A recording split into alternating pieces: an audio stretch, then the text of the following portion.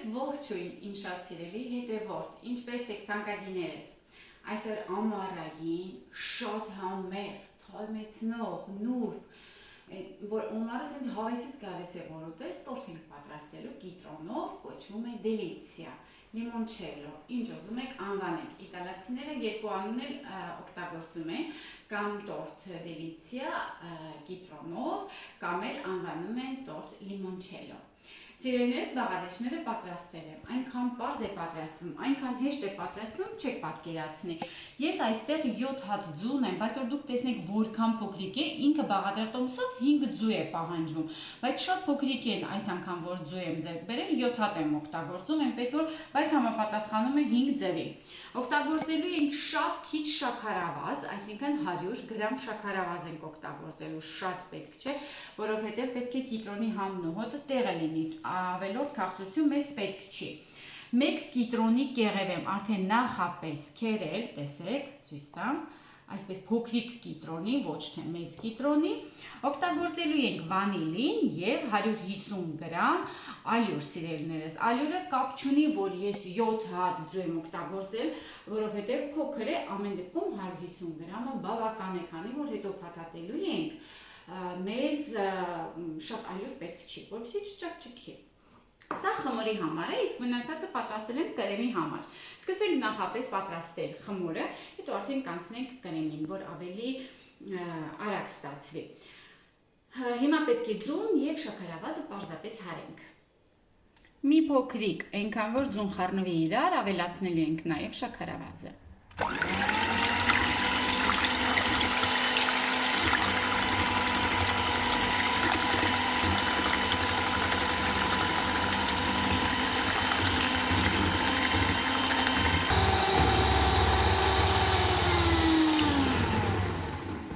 Լավ փրփրել, բարձրացել է, հիմա արդեն հերթը հասավ ալյուրին։ Վանիլինը ավելացնում եմ, շաքարային վանիլին է ալյուրին և քիչ-քիչ մաղի միջոցով ավելացնելու ենք խմորին։ Եթե իհարկե դուք նախապես արդեն մաղով անցկացրած ալյուր չունեք։ Ես օրինակ հիմնականում մաղով անց եմ կացնում ու պահում եմ այդպես պահարանում։ Այս անգամ չունեի, դրա համար մաղով անց եմ կացնելու։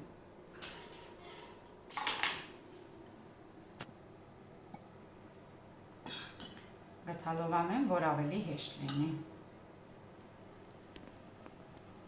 Ջեռոցը նախապես միացրեք, շատ կարևոր է, որպեսզի լինի շատ տաք վիճակում։ Եթե ասում եմ կարևոր է, սիրելիներս, հաշվի առեք նման բաները, որովհետև կարևոր է։ Պետք է ջեռոցը լավ տաք լինի։ Ու հետո այսպես քիչ-քիչ ավելացնելով ալյուրը եզրերից դեպի կենտրոն։ Երբ որ զգում ենք արդեն ալյուր չկա, նորից ենք ավելացնում ալյուրը, այնքան մինչև որ ալյուրը վերջանա։ Հա, իդեպ ջեռոցի համար խոսքս կիսատ մնաց, երբ որ սկսում եք ձուն հարել, այդ ժամանակվանից պետք է միացնել ջեռոցը, 180 աստիճանում ենք թխելու, եթե կարող եք անջատել կոնվեկցիան, օդափոխիչը անջատեք, եթե ոչ ինպես միացրած պահեք, որովհետև իմ ջեռոցը հնարավորություն չունի անջատելու, ես միշտ օդափոխիչը միացրած եմ թխում։ Վերև ներքևը միացրած, մեջտեղի հատվածում ենք թխելու։ Ընդամենը 15 րոպեում թխվելու է, իսկ թավայից չափը 30-40 սովորական ստանդարտ չափն է։ Լավ խառնելուց հետո կողք ենք դնում ու հիմա ավելացնելու ենք 1 կիտրոնի կեղևը, որ ասել էի։ Այսպես ավելացնում ենք ամբողջը, որովհետև շատ հետաքրքիր համ է տալու մեր խմորին։ Ու սենց զգուշությամբ կրկին խառնում ենք, և ալյուրը լավ կխառնվի կրկին,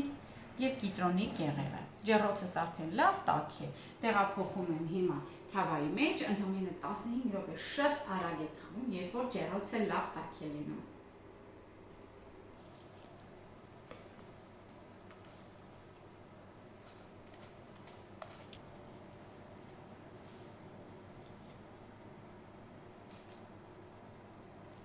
Լավ տարածում ենք, հավասարաչափ ու վերջ։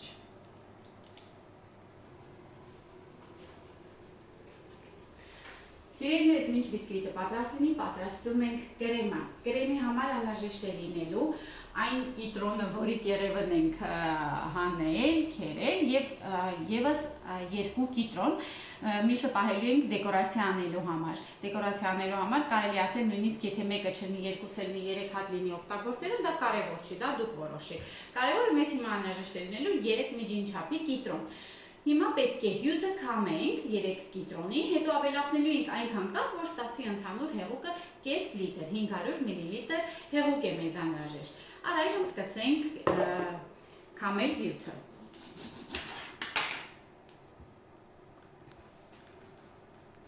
Բնականաբար մեկի մոտ մի քիչ շատ, մեկի մոտ մի քիչ է լինելու։ Դրա համար էլ նշում եմ, որ ընդհանուր պետք է լինի կես լիտր հյութ։ Ավելացնելու ենք այնքան կաթ, որ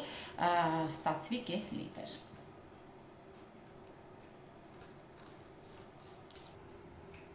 Վերջ, հյութը քամեցինք, վերջացրեցինք, տեսեք հիմա ինչ ենք անում։ Ես այստեղ ունեմ, որ նշվում է կես լիտր, իմ կացայի մեջ տեղը կա։ Հիմա անմիջապես ավելացնում եմ հյութը, զգուշությամբ քամելով, այսպես։ Ու հետո ավելացնում եմ այնքան հեղուկ, որ ստացվի, այնքան կաթ, որ ստացվի կես լիտր։ Այսպես։ Վերջ, տեսեք, կես լիտր։ Հիմա մի լավ խառնում ենք, ավելացնում ենք շաքարավազը, 100 գրամ շաքարավազը։ Եթե դուք ուզում եք ավելի քաղցր անեք, քաղցր արեք, սիրելիներս, դա դուք կարող եք ավելացնել, խնդիր չէ, բայց ես արդեն նշել եմ, որպեսզի կիտրոնի այդ սիրուն նուրբ համը ամառային շատ քաղցր չլինի, խորհուրդ եմ տալիս շաքարավազի չափը լավ քչացնել, որովհետև ամբողջ տորտի մեջ 200 գրամն էլ արդեն բավական է։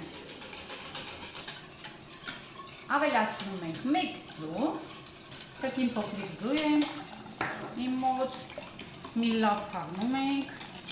վանիլին ենք ավելացնում, էլի մի լավ խառնում ենք և 2 ճաշի գդալ կամ ալյուր կամ օսլա, ես օգտագործում եմ եգիպտացորենի օսլա, եթե կարտոֆիլի է լինի, խնդիր չկա, օգտագործեք հանգիստ։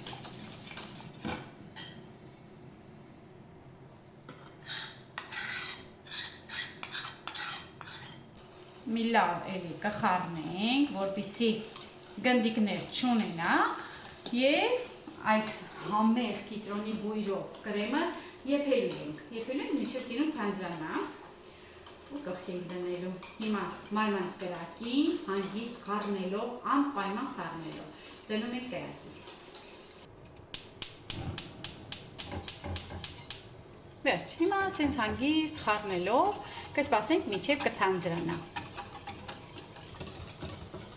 Տեսեք արդեն թանձրում է, երբ որ օսլայով եք էփում, սիրելիներս, փայլուն գեղեցիկ կրեմ է ստացվում, իսկ երբ որ կիտրոնի հյութով է, անուշ բուրմունք է ունենում, հրաշք։ Իդեպ օսլայով պատրաստվող կրեմները երկար չենք էփում, որպեսզի չջրի կանա։ Հենց մի հատ թանձրանում է այսպես, կրակը անջատում եք, տեսեք, հրաշալի կրեմ է ստացվել, ու կարևորը փայլում է, էլաստիկ գեղեցիկ փայլում է։ Տեսեք ինչ լավ կրեմ է։ Հիմա լցնում եմ ապակյա տարայի մեջ, որպեսզի թողնենք հովանա։ Շատ կարևոր է, որպեսզի լավ հովանա։ Կրեմի երեսը պարտադիր ծածկում ենք։ Այսպես, կրեմը պետք է հպվի տոպրակին, որպեսզի օդ չանցնի ու չչորանա երեսը։ Թողնում ենք հովանա սենյակային ջերմաստիճանում, որպեսզի հետո շարունակենք կրեմի պատրաստումը։ Սիրելիներս, բիսկվիտը պատրաստ է, թողնում ենք հովանա, հետո նոր թավայից հանում ենք։ Սիրելիներս, լավ սառել է, հիմա պետք է ուղղակի թղթից հանենք։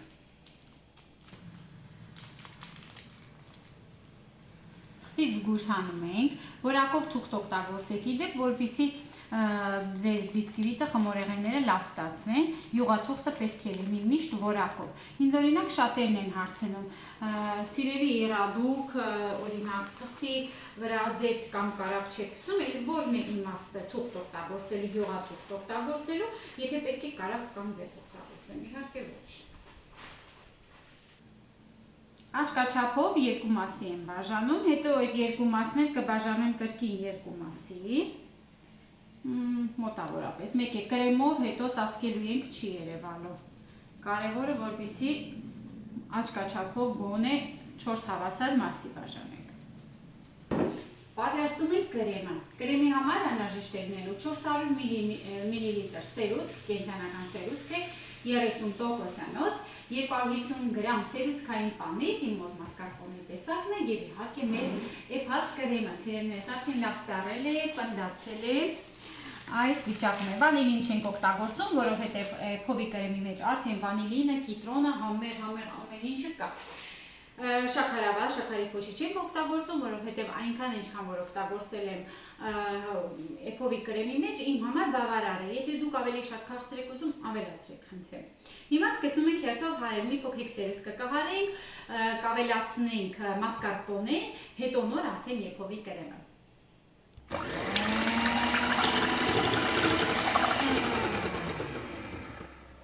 Մի փոքրիկ հարելուց, որ մի փոքրիկ փրփրում է, ավելացնում եմ սերուցքային պանիրը, 250 գրամ։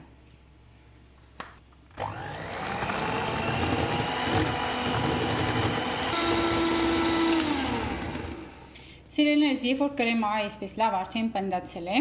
մի փոքրիկ հարիչով էփովի կրեմը հարում ենք, որպեսզի ինքն էլ էլաստիկ տեսք ունենա, որովհետև երբ որ պնդանում է, գունդ է չէ լինում, մի փոքրիկ հարում ենք։ Վերջ, հիմա գթալ կավելացնենք արդեն սերուցքով մասային։ Քիչ-քիչ ենք ավելացնում էփովի կրեմը, որպեսզի լավ ձիգ կրեմ ունենանք։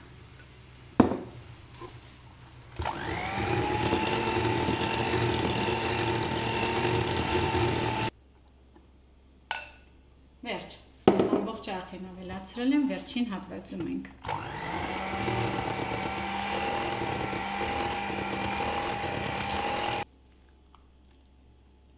Վերջ, կրեմս պատրաստ է, անցնում ենք գործի։ Նախ մի լավ շերտ, այսպես քսում ենք տորթի վրա։ Արդեն պտրատած վիճակում։ Որ իմանաք ինչ անուշ բույր ունի այս կրեմը, կիտրոնի անուշ բուրմունք ունի։ Ու մի լավ այսպես տարածում ենք։ Կրեմը չենք ափսոզում, լավ առատ կրեմ ենք պատրաստել, այսպես սիրուն քսում ենք։ Ու հիմա յուրաքանչյուր շերտը ռուլետի նման փաթաթելու ենք ու անցնենք առաջ, այսպես։ Առաջինը դնում ենք կենտրոնում, բնականաբար։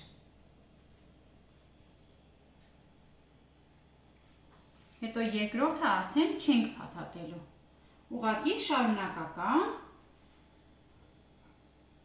այսպես դնում ենք։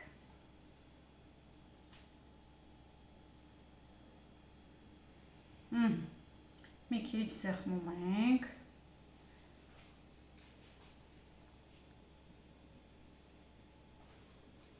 Ու նույն ձևով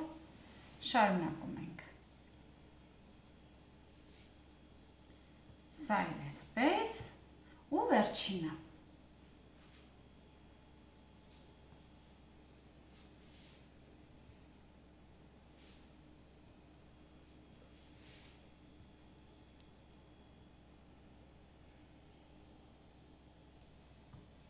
Հիմա կրեմով ծածկում ենք ու գեղեցիկ կլոր տեսք ենք ստանում եզրերը և երեսը։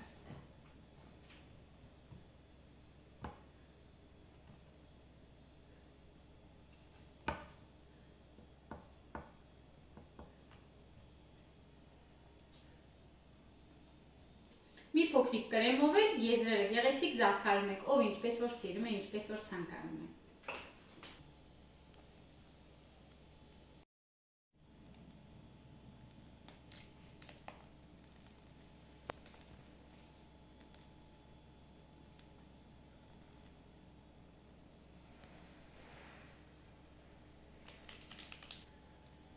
Վերջ, կրեմ ամբողջությամբ վերջացնում ենք, տորթը պատրաստ է, մնում է կիտրոնով զարդարենք։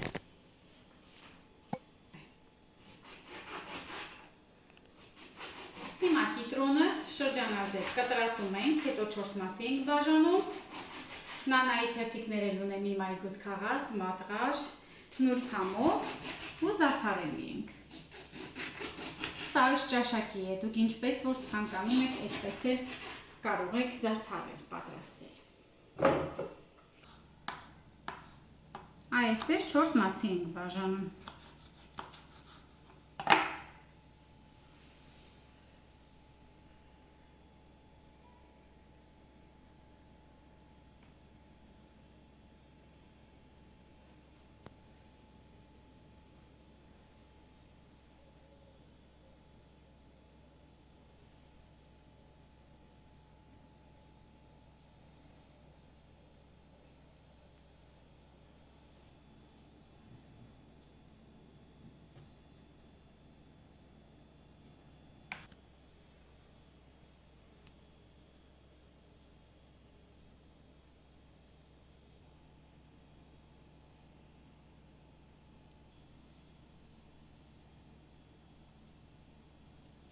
Վերջ, մեր տորտ լիմոնչելոն կիտրոնով դելիցիոզա տորթը պատրաստ է, սիրելիներս, ուղարկում ենք սառնարան, լավ սառեցրեք, ես որ ասում լավ սառեցրեք, ուրեմն ինձ լսեք, եթե ես շուտ կտրողներից եմ, գիտեք, բայց ես էլ կթողնեմ, որպեսզի լավ սառի, որպեսզի համեղ լինի, կիտրոնով տորթը պետք է պահ լինի, համեղ լինի, այնպես որ կհանդիպենք, երբ որ արդեն պատրաստ լինի։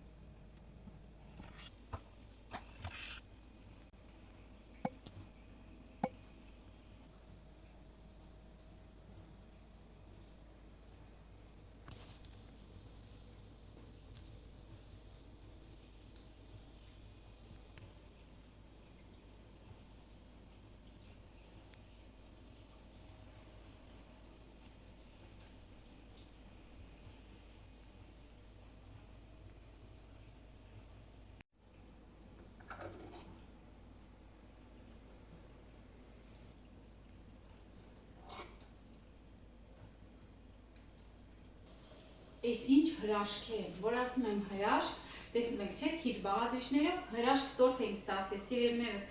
բա համը, հոտը, հրաշք է։ Ներքևի մասից տեսեք իր շերտերը որքան գեղեցիկ երևում են, սա հատակի մասն է, իսկ սա կողքերն են, իսկ համը, բա համը, որ իմանաք որքան լավն է, թարմեցնող, անուշ, իսկական ամառային խմորեղեն է։ Սիրելիներս, մեկ խորհուրդ, եթե ցանկանում եք տորթը կարող եք սառեցնել, իսկ զարդարելը հետո անել, օրինակ կարելի է կիտրոնը շաքարավազի մեջ թաթախել, շատ գեղեցիկ է լինում, այդպես դնել։ Ուղղակի եթե դուք նախապես անեք, շաքարավազը հավելու է ուղղակի տորթի վրա ծորալու է, իսկ վերջին պահին, երբ որ հյուրասիրում եք, մատուցում եք, կարելի է։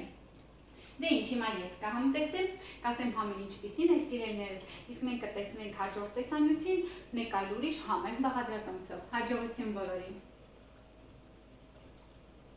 Որքան ուտես չես օգնի ընտիրը։